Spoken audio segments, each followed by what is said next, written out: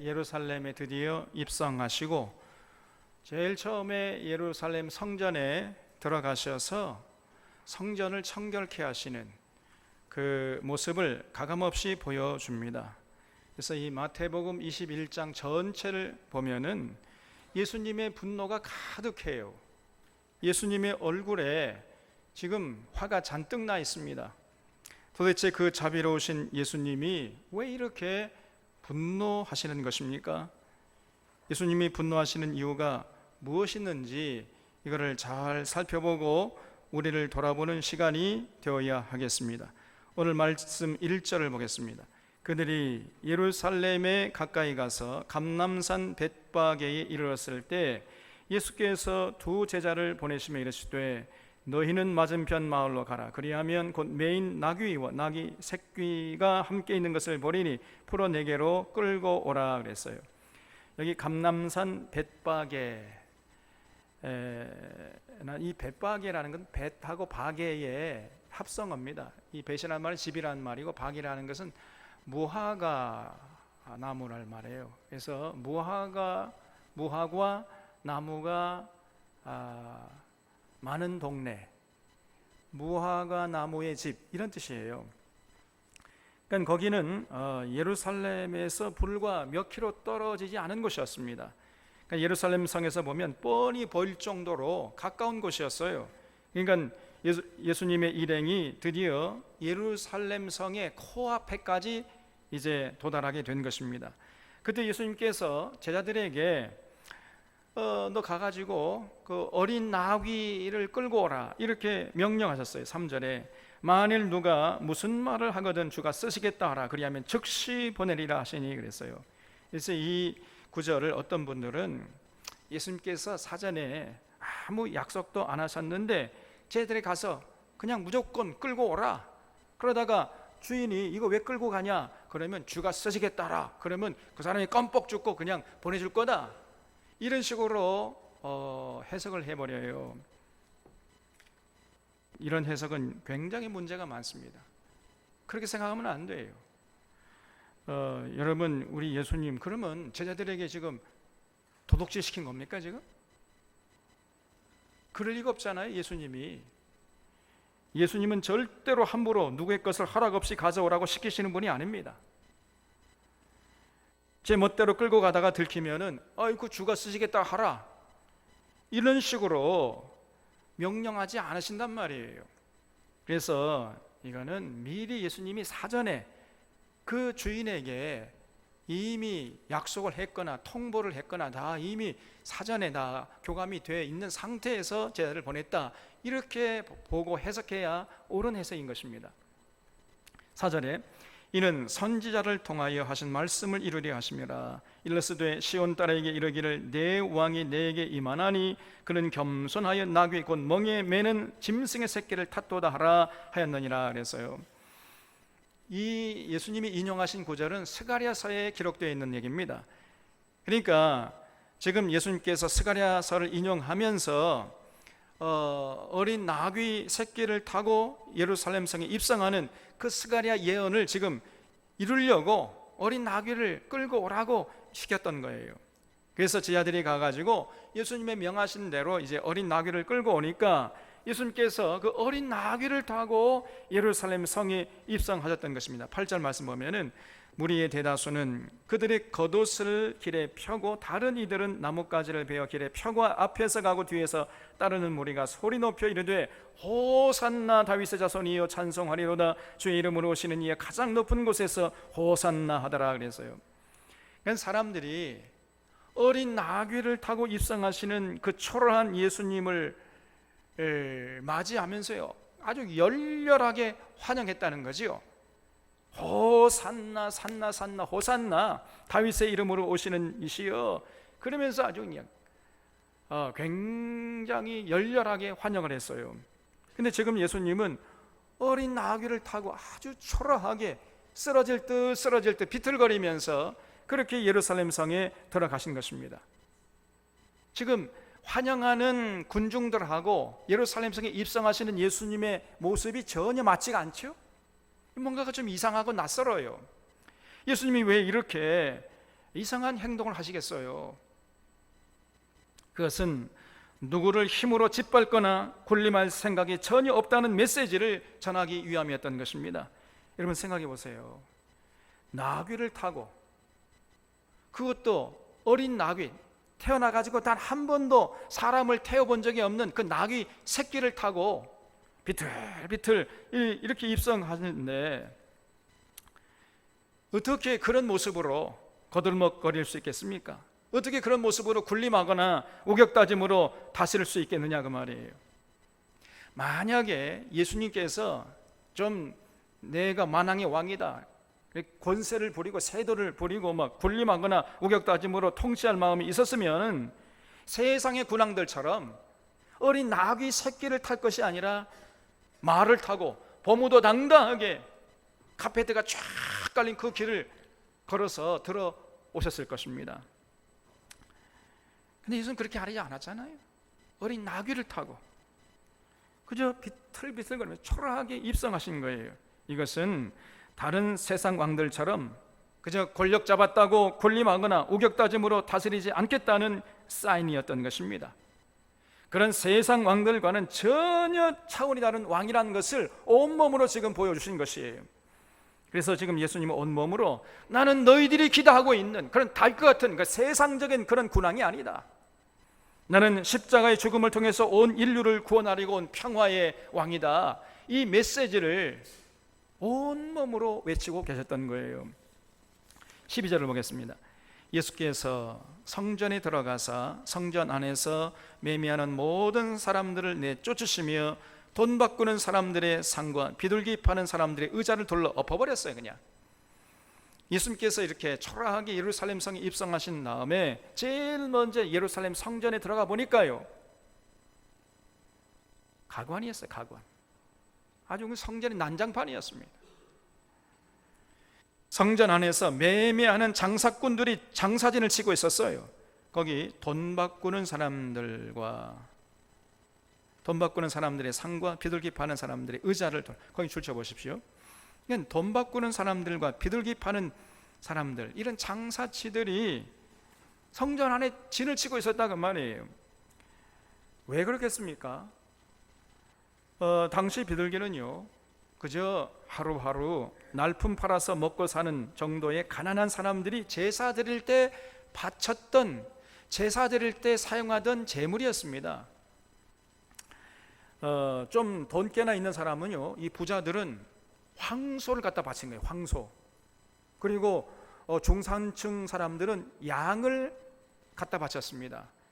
그리고 아주 그저 가난한 사람들, 서민들은 돈이 없으니까 이제 비둘기, 산비둘기 2마리 정도 이렇게 갖다 바친 거예요. 그래서 이 가난한 사람들이 집에서 키우던 비둘기 2마리 정도 가져오면요, 그 성전에 있는 제사장들이 그거를 이제 트집 잡은 거예요. 가져오다가 보니까 털이 좀 많이 빠졌어. 이거 뭐 생기가 없으니까 비둘기 시들시들하고 이 정도 이 흠 있는 것은 이 제물로 바치면 안 돼. 이러면서 제물로 쓰지 못하게 가로막았던 겁니다. 그리고 성전 안에서 파는 비둘기 사서 제물로 바쳐. 알았어? 알간 모르간 가봐. 이렇게 했던 거예요. 그러니까 가난한 서민들이 집에서 키우던 비둘기 가져와도 안 된다는 겁니다. 성전 안에서 파는 비둘기를만 사가지고 제물로 바쳐라. 이렇게 하니까 이제 울며 겨자 먹기 식으로 성전 안에서 비둘기를 사서 바치려고 했는데 상인들과 제사장들이 결탁해가지고요, 폭리를 취했던 거예요. 부르는 게 값이에요. 그냥 예를 들어 당시에 비둘기 한 마리, 비둘기 한 쌍이 한 10만 원 한다고 하면은 예를 들어 100만 원 불렀어요. 100만 원 내. 치르면 관두고. 그러니까 뭐 어쩔 수 없이 하나님 앞에 제사 드리기 위해서 제물을 이제 바쳐야 되는데 그냥 뭐 어쩔 수 없이 울며 겨자 먹기 식으로 그냥 그 비싼 값에 사가지고 제물을 바쳤던 것입니다. 그래서 당시 성전이 가난한 사람들을 등쳐먹는 강도의 소굴로 전락해 버렸던 거예요. 또 돈 바꾸는 자가 있었다는 거예요. 환전상들이 있었어요. 왜 있었느냐? 원래 이 유대인들이 일상생활에서 쓰는 화폐는 당시 로마 식민지였기 때문에 로마 화폐였어요. 그런데 성전에서는 로마 화폐를 못 쓴다, 이렇게 제사장들의 법을 정해버렸습니다. 성전에서 통용되는 돈은 이거는 세겔이다, 세겔. 그래가지고 로마 화폐를 아무리 가져와도 그거 가지고는 뭐 쓸 수 없게 만들어 버린 겁니다. 그러니까 성전 안에서 이제 재물을 살려면은 세겔이 필요했던 거예요. 그러니까 로마 화폐를 세겔로 이제 바꿔야 됐던데, 그 환전할 때에 또 이 상인들이 제사장들 결탁해가지고 굉장히 폭리를 취했던 것입니다. 그래서 완전히 그 당시에 이 성전이 이거는 하나님 앞에 만민이 기도하는 집이 아니고 강도의 소굴로 전락했었던 거예요.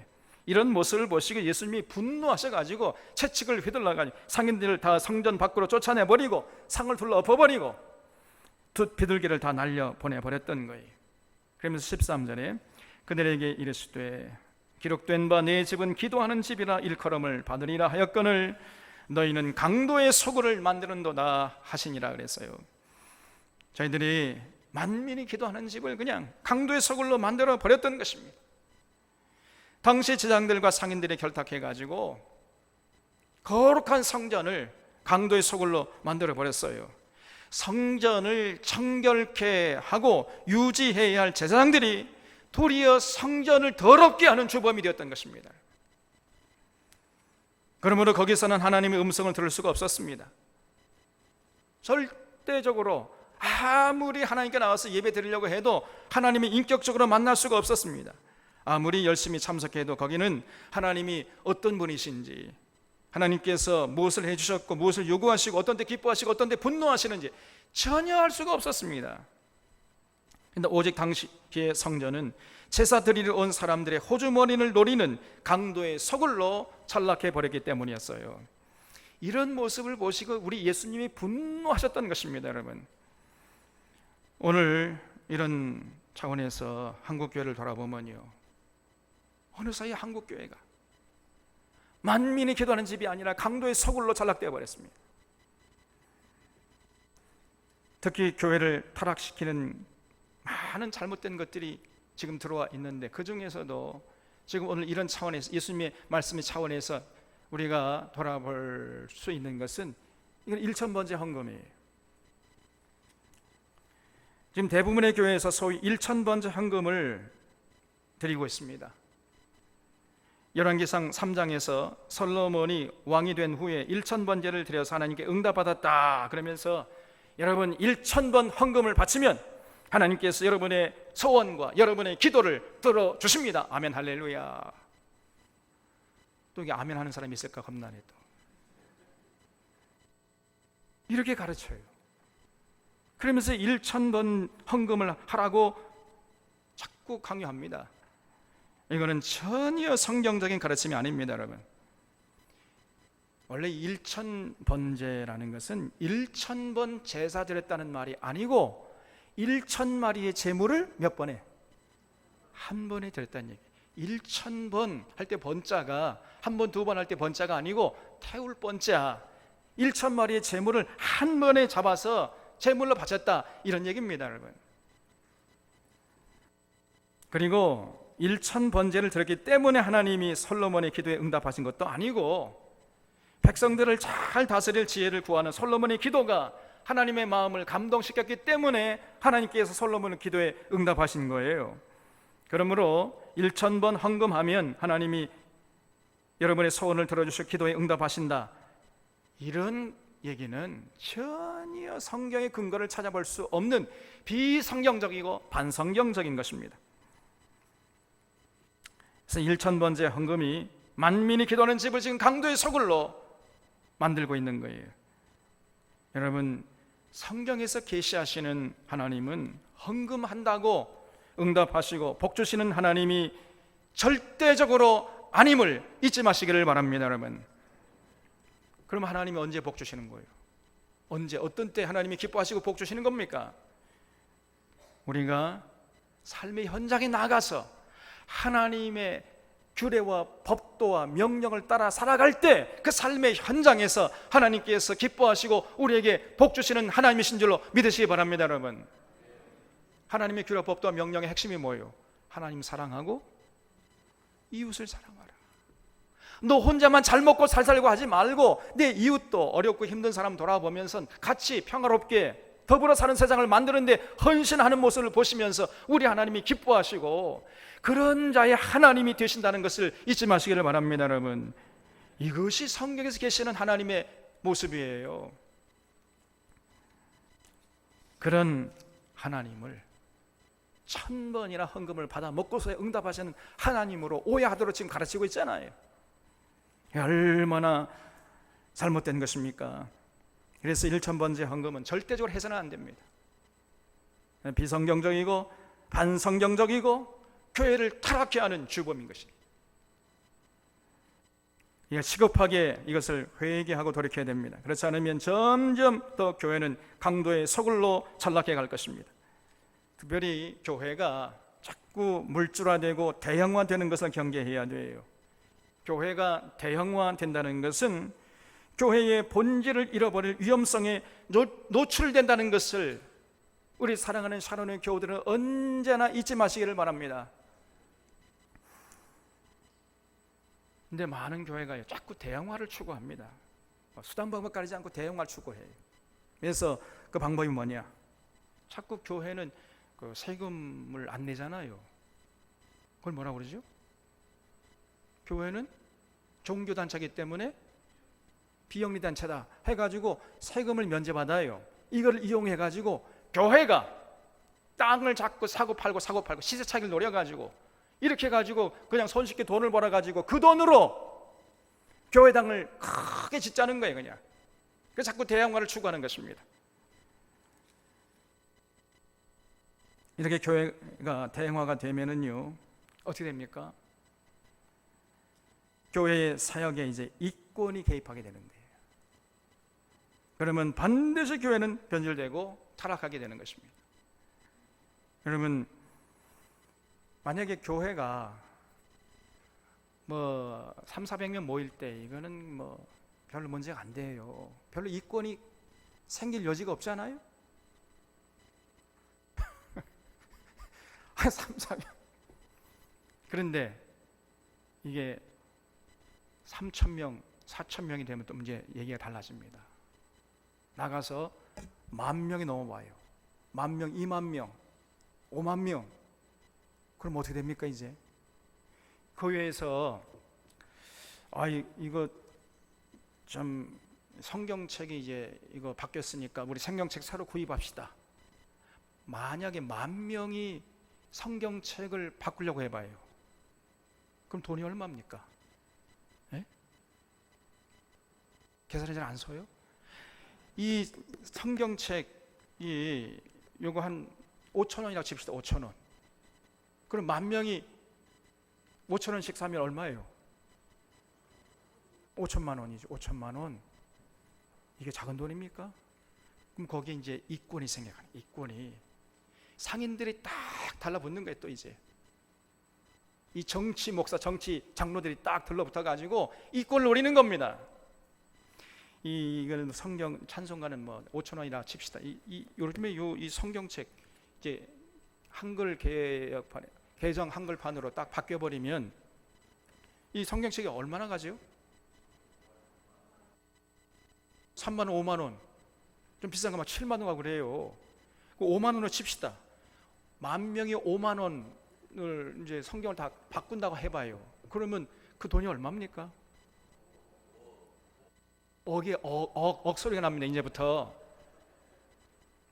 거기에 이권이 개입하는 거예요. 이제 그래서 예수님의 은혜와 진리는 어디 가버리고 오직 돈의 논리가 작동하기 시작하는 거예요. 교회는 반드시 그러면 타락하게 되어 있습니다. 여러분, 지금 명성교회가 지금 한국교회를 뒤집어 놓고 있는데 전부 이래서 그런 것입니다. 여러분, 그 명성교회 장로들이 전부 이권에 개입한 것들이에요. 이것들이. 그래서 목숨 걸고 자기 이권을 지키려고, 교회의 건강성을 위해서 그런 게 아닙니다. 명성교회가 한 몇십만이면 모인다는 거예요.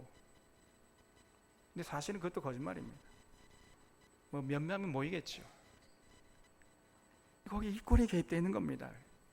교인들이 그 참 소중한 헌금을 바치면 그걸 가지고 부동산 투기하고 뭐 이래가지고 천억대를 굴렸어요. 그리고 자기 사람들 딱 이제 어떤 기관을 매수해가지고 자기 사람을 보내가지고 이권에 개입하게 한답니다. 그러면 이 사람은 이제 대부분 이제 장로들이 하는 거죠. 장로, 권사, 집사들. 그러면 이제 김삼환 목사가 이제 예수님이 되는 거예요. 그 말씀에 그냥 전적으로 충성하는 이런 사람이 되어버린 거예요. 전위부대가 돼가지고. 이러면서 지금 한국교회를 능욕하고 있는 것입니다. 이미 그 명성교회는 교회가 아닙니다, 여러분. 교회가 대형화된다는 것은 교회의 본질을 잃어버릴 위험성에 노출된다는 것임을 잊지 마시기를 바랍니다. 그래서 교회는 하나님께 예배드리고 성도 간의 교제를 나누고 진리를 배우기 위해서 성경 공부하고 이런 본질적인 것에 주목하고 여기에 올인해야 하는 것입니다. 장사 속, 이 속의 교회 때문에 교회는 반드시 타락하게 되어 있어요. 이런 모습을 경계하면서 교회를 진리의 터 위에 세우는데 모든 열과 성의를 다해야 됩니다. 그래서 만민이 기도하는 집을 세워나가야 돼요. 그러면 누가 그것을 할 것입니까? 만민이 기도하는 집을 누가 이루어 주겠습니까, 여러분? 목사 한 사람이 이룰 수 있는 것입니까? 아닙니다, 여러분. 모든 교우들이 힘을 합해야 돼요. 그래서 여러분 절대로 만민이 기도하는 집을 세워나갈 수가 없다는 것을 잊지 마시고 우리 모든 사론의 교우들이 함께 힘을 합쳐서 하나님이 기뻐하시는 만민이 기도하는 집을 함께 세워나갈 수 있기를 주님의 이름으로 부탁을 드립니다, 여러분. 14절 말씀을 보겠습니다. 맹인과 저는 자들이 성전에서 예수께 나오매 고쳐주시니 그랬죠. 그 당시에 맹인과 저는 자들, 그 이제 이렇게 좀 어렸을 때 소아마비 걸려가지고 저는 사람들이 있잖아요. 그런 사람들은 원래 당시에는요 성전 안에 들어올 수가 없었어요. 못 들어왔습니다. 그래 놓고는 상인들은 들어오게 했어요. 근데 예수님은요 그런 상인들, 성전으로 들어온 상인들 전부 내쫓아버리고 당시에 법률적으로 성전에 들어올 수 없게 만든 그 맹인들과 저는 이런 사람 전부 성전으로 들어오게 했단 말이죠. 정반대로 했습니다. 환정상들과 상인들, 짐승들 다 쫓아내버리고 맹인들과 전원자들은 환영하면서 다 들어오게 했어요. 그리고 맹인의 눈을 뜨게 하고 전원자들을 다시 걷게 했습니다. 그러니까 이제 성전 안에 기쁨이 가득 삭되겠죠. 모든 근심과 두려움 다 사라지고 생명의 환희가 가득 찬 이런 성전으로 회복됐던 것입니다. 이런 모습을 보고 아이들이 그냥 기뻐가지고 호산나 다윗의 자손이여 그러면서 소리 높이 예수님을 찬양했어요. 다시금 성전에 하나님을 찬양하는 모습이 회복되고 강도의 서골에서 만민이 기도하는 집으로 회복됐던 것입니다. 자, 이런 모습을 보니까요 당시 제사장들이 배가 아파가지고 죽을 징에 또 15절 말씀에 제사장들과 서기관들이 예수께서 하시는 이상한 일과 또 성전에서 소리질러 호산나 다윗의 자손이 하는 어린 이들을 보고 노했다 그랬어요. 거기 출처버려. 이 대상들 서기관들이요 그 모습을 보고 분노했단 말이죠. 기뻐하기는커녕 도리어 벌컥 화를 냈습니다.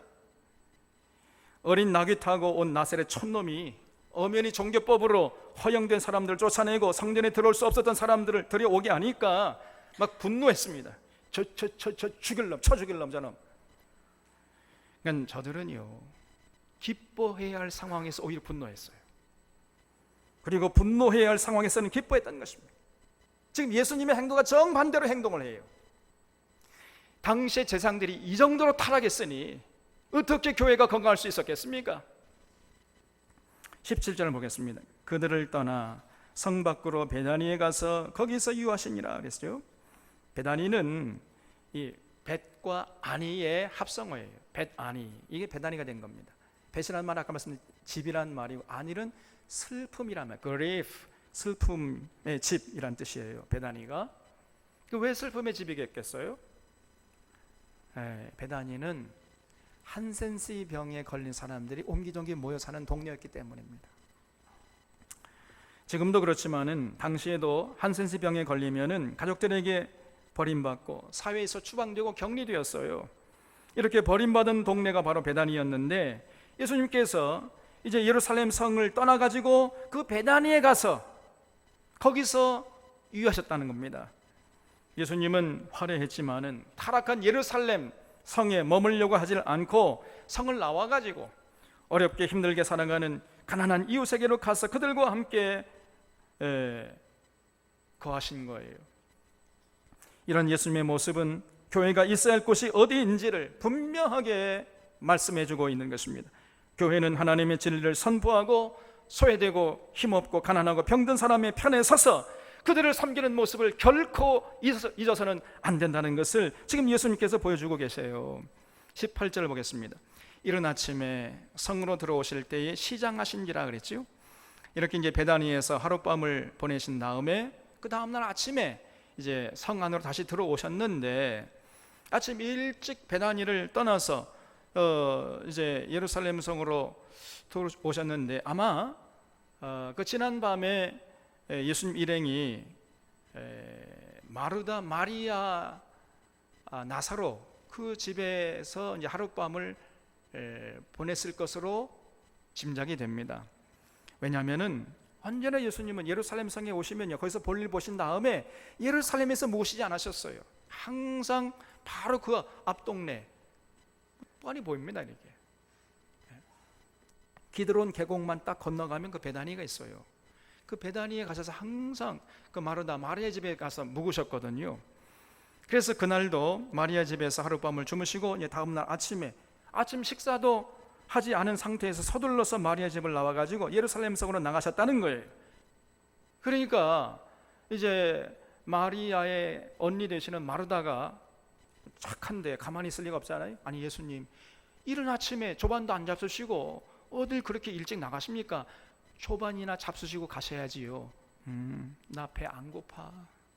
나 빨리 지금 예루살렘 성에 가서 볼 일이 좀 있어가지고 가봐야 되겠어. 그리고 나오시는 거예요. 근데 사실은요 예수님이 그 이른 아침에 예루살렘 성에 볼 일 없으셨어요.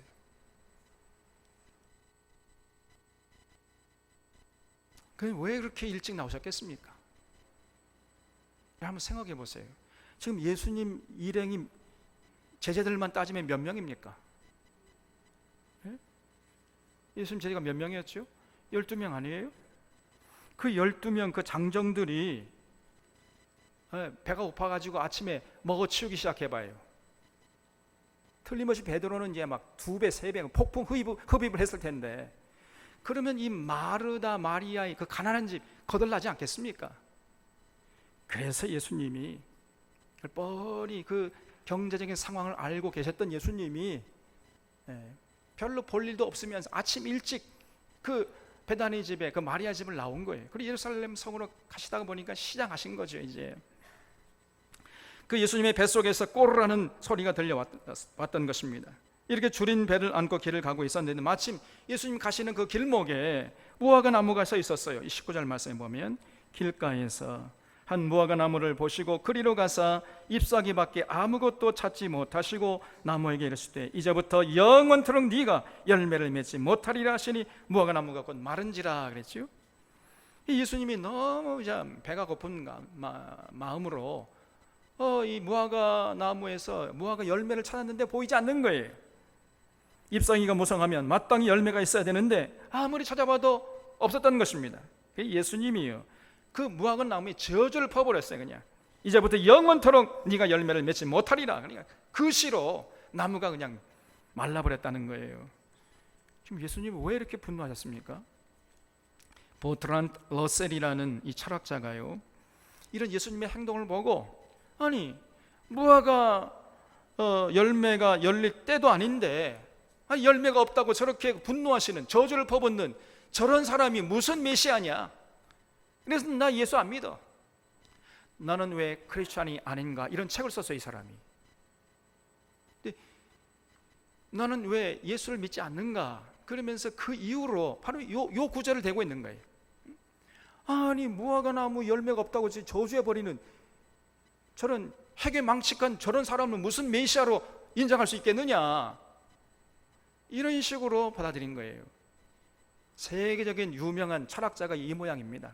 성경을 바라보는, 성경을 이해하는 수준이 이 정도밖에 되지 못해요. 아닙니다, 여러분. 지금 예수님의 행동을 우리가 제대로 이해하려면요, 이 마태복음 21장 전체를 살피면서 조심스럽게 해석을 해야 돼요. 그래서 예수님의 분노는 단순히 시장길을 채우지 못한 화풀이가 아니었던 것입니다. 정말 만약에 그렇다면 그런 예수를 믿을 필요가 없는 거죠. 예수님이 그렇겠습니까? 종교적인 거칠에는 무성한데 아무런 열매가 없는 당시 이스라엘 백성들을 향한 분노였던 것이고, 만민이 기도하는 집을 강도의 소굴로 전락시킨 당시 타락한 제사장들, 서기관들을 향한 상징적인 분노의 행위였던 것이에요. 저들은 종교적인 거칠은 굉장히 대단했잖아요. 얼마나 이 무화과 나무처럼 무성한지 모릅니다. 그러나 알맹이는 하나도 없어. 완전히 속은 다 썩어버렸단 말이죠. 그런 당시에 종교 지도자를 향한 하나님 예수님의 분노의 표시였던 것을 이 버트란드 러셀이라는 사람은 그 구절만 보고 어떻게 저런 사람이 메시아가 될 수 있냐, 이런 식으로 오해를 했던 거예요. 우리가 23절 이하를 보면요, 이 예수님의 행동이 더 분명해져요. 이런 사건이 있은 후에 예수님이 예루살렘 성전에 들어가서 가르치고 계셨는데 제사장들과 장로들이 이제 나온 거예요. 예수님께 나와가지고 다짜고짜 전날 성전을 청결케 한 사건을 두고 따졌어요. 23절에 예수께서 성전에 들어가 가르치실 때 대제사장들과 백성의 장로들이 나와 이르되 네가 무슨 권위로 이런 일을 하느냐, 또 누가 이런 권위를 주었느냐 따졌어요. 예수께서 대답하시되 나도 한 말을 너에게 물으리니 너희가 대답하면 나도 무슨 권위로 이런 일을 하는지 이르리라. 요한의 세례가 어디로부터 왔느냐, 하늘로부터냐 사람으로부터냐 하고 물었어요. 이 사람들이 난처했습니다. 만약에 하늘로부터 왔다 그러면 너희들 왜 세례 요한 믿지 않았어? 그럼 할 말이 있어야지요. 또 사람으로부터 왔다 그러면 요한을 선지자로 인정하고 있던 당시에 이 백성들의 눈이 무섭고, 그러니까 이렇게 대답할 수도 없고 저렇게 대답할 수도 없고 진퇴양난이었어요. 그래서 할 수 없이 그들이 우리는 알지 못하노라 이렇게 대답을 했어요. 그러니까 예수님도 그럼 나도 무슨 권위로 성전을 청결케 했는지 대답하지 않겠노라. 이 예수님의 대화법입니다. 우리가 이런 예수님의 대화법을 좀 배울 수 있어야 돼요. 특별히 이단들이 와서 묻잖아요. 그럼 거기 일일이 대답하면 안 돼요. 다 얘기한 다음에 그래? 그럼 나도 한번 묻겠다 하고요, 우리가 대신 질문해. 그러면요, 이것들은 그저 자의적으로 성경을 자기들의 입맛에 맞게 딱 이렇게 틀을 잡아놨기 때문에 그 틀에서 벗어나면 한마디도 대답을 못합니다. 그래서 우리가 이제 질문을 퍼보면은 이거는 신천지 같은 이런 것들은요 아무 말도 못하게 돼 있어요. 근데 그 신천지 논리 딱 파고 들어가지고 꼬박꼬박 대답하면 거기에 이제 함정에 빠져버리는 거예요. 그래서 이런 예수님의 대화법을 우리가 눈여겨 받을 필요가 있는 겁니다. 그러면서 예수님이 입이 이만큼 나와 씩씩거리고 있는 제사장들을 향해서 말씀을 이어가셨습니다. 28절 말씀에 보면 그러나 너희 생각에는 어떠하냐, 어떤 사람에게 두 아들이 있는데 맏아들에게 가서 이르되 오늘 포도원에 가서 일하라 하니 대답하여 이르되 아버지 가겠나이다 하더니 가지 않고 둘째 아들에게 가서 또 그와 같이 말하니 대답하여 이르되 실소이다 하였다가 그 후에 뉘추고 갔으니 그 둘 중에 누가 아버지의 뜻대로 했느냐 이렇게 물었어요. 제사장들이 31절에서 이르되 둘째 아들이니이다. 예수께서 그들에게 이르시되 내가 진실로 너에게 이르노니 세리들과 창녀들이 너희보다 먼저 하나님 나라에 들어가리라 그랬어요. 지금 예수님이 대제사장들과 백성들의 장로들을 향해서 너희들보다 당시의 사람들이 손가락질하고 죄인이라고 그렇게 치부했던 그 세리들과 창녀들이 너희들보다 더 먼저 천국에 들어갈 것이다, 이렇게 말씀했습니다. 놀라운 얘기 아닙니까? 다시 말씀드리면 바로 너희들이 아버지에 가겠다고 해놓고 가지 않은 큰아들이라는 거예요. 당시 제사장들은요 누구보다 종교적인 열심이 대단했지만은, 그러나 그들의 열심은 하나님의 뜻대로 하는 열심이 아니었고 자기의 소견대로, 자기 멋대로 하는 열심이었던 것입니다.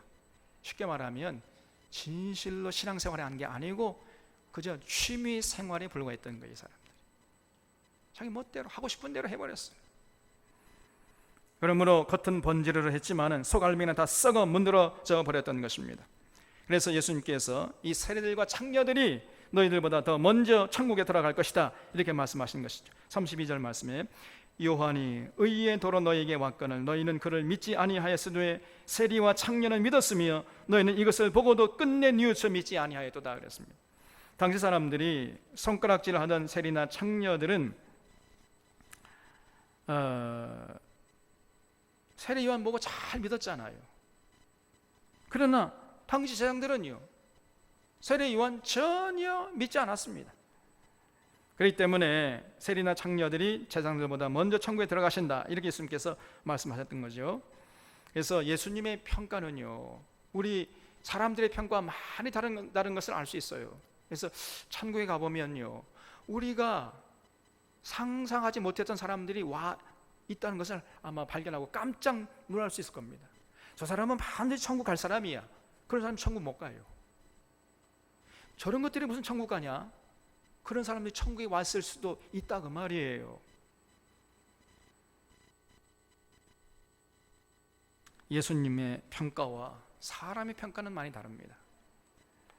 예수님은 우리의 겉을 꿰뚫고 들어가서 속 사람을 보시는 거예요. 그저 겉모습만 번지를 하고 속 알맹이는 썩어버린 그런 상태로는 절대로 예수님을 기쁘게 할 수가 없는 것입니다. 그런 다음에 예수님께서 또 다른 비유 말씀을 하셨어요. 33절을 보면은 다시 한 비유를 들어라. 한 집 주인이 포도원을 만들고 사늘로 두르고 거기에 즙자는 틀을 만들고 망대를 짓고 농부들에게 새로 주고 타국에 갔다는 것입니다.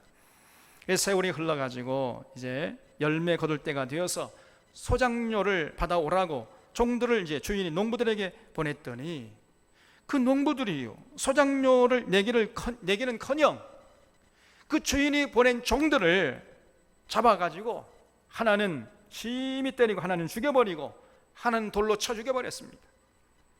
그래서 주인이 아이고 저것들이 말이야 종들을 보내니까 저렇겠지 해가지고 또 다른 종들을 보냈더니 그들도 역시 마찬가지로 그냥 돌로 쳐 죽였어요. 생각도 못한 주인이 이번에는 자기 아들을 보냈다는 겁니다.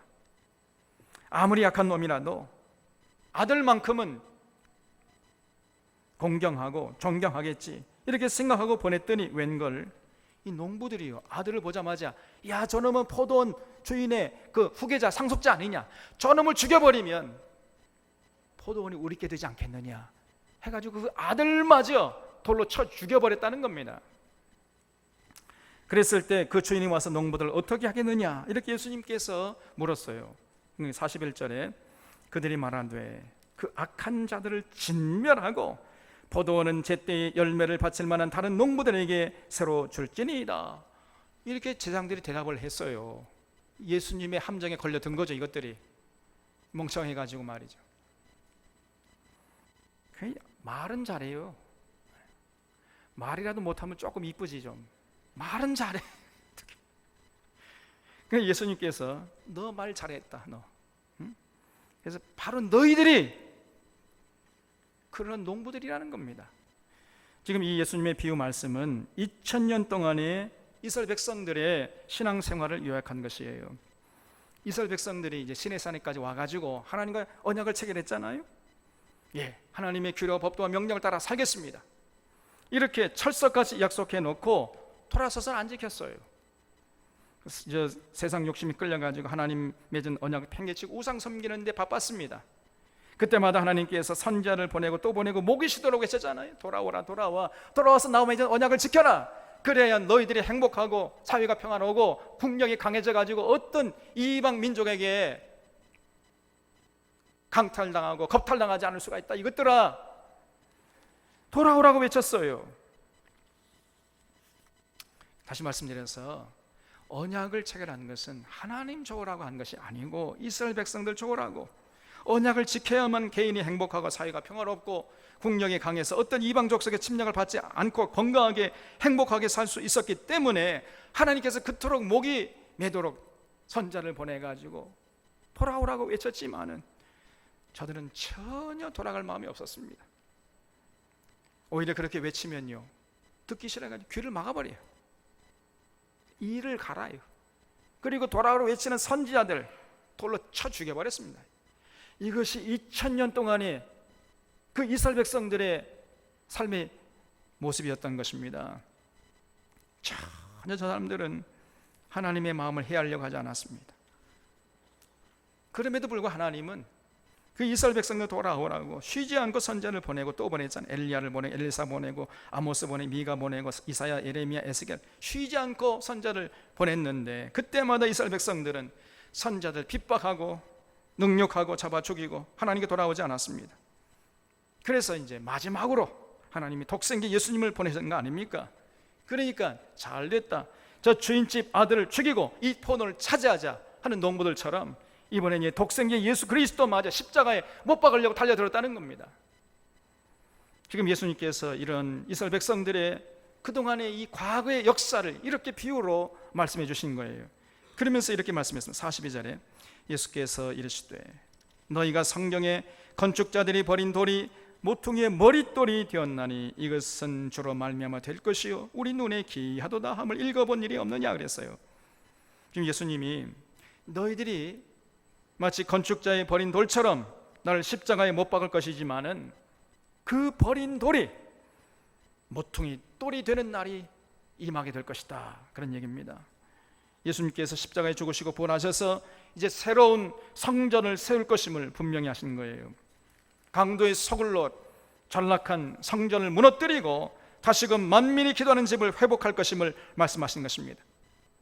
그래서 아무리 열심히 성전에 나와도 하나님을 알지 못하게 하고 거룩하게 하기는커녕 세상 사람들보다 더 탐욕스럽게 만들어버리는 이 타락한 성전을 헐어버리고 누구라도 하나님과 인격적인 만남을 가질 수 있는 성전을 이제 예수님께서 마침내 회복시키시겠다는 거예요. 그래서 누구나 성전에 나오기만 하면은 하나님의 음성을 듣고 하나님의 뜻을 발견하고 그 뜻을 이루기 위해서 애를 쓰도록 인도하는 그런 성전을 세우겠다는 것입니다. 예수님을 통해서 하나님을 인격적으로 만나서 하나님을 기쁘시게 하고 진실로 하나님을 경외하는 믿음의 공동체를 세우시겠다는 거예요. 이것이 예수님의 마음이 예수님의 계획이었던 겁니다. 그런데 당시의 제사장들은요 전혀 이런 예수님의 마음과 계획을 깨닫지 못하고 있었던 거예요. 43절에 그러므로 내가 너희에게 이르노니 하나님의 나라는 너희는 빼앗기고 그 나라에 열매 맺는 백성이 받으리라 그랬어요. 타락한 지도자들과 그들을 따랐던 이스라엘 백성들, 그 사람들은요 천국을 뺏기는 거죠. 그리고 천국의 열매를 맺는 백성들이 천국을 차지하게 될 것이다, 이렇게 말씀했습니다. 여러분, 이 무서운 얘기잖아요. 그래서 이 거짓된 지도자 따라가는 것처럼 무서운 죄악이 없는 거예요. 그들은 뺏기는 것에서 그치는 것이 아니고 하나님의 무서운 심판을 면치 못하는 것입니다. 44절 말씀에 이 돌 위에 떨어지는 자는 깨지겠고, 과연 주쳐보십시오. 이 돌 위, 이 돌이 구체적으로 말하면 누굽니까? 예수님이, 예수 그리스도. 예수 그리스도 돌 위에 떨어지는 자는 깨지겠고 이 돌이 사람 위에 떨어지면 그를 가루로 만들어 흩으리라 하시니라 그랬습니다.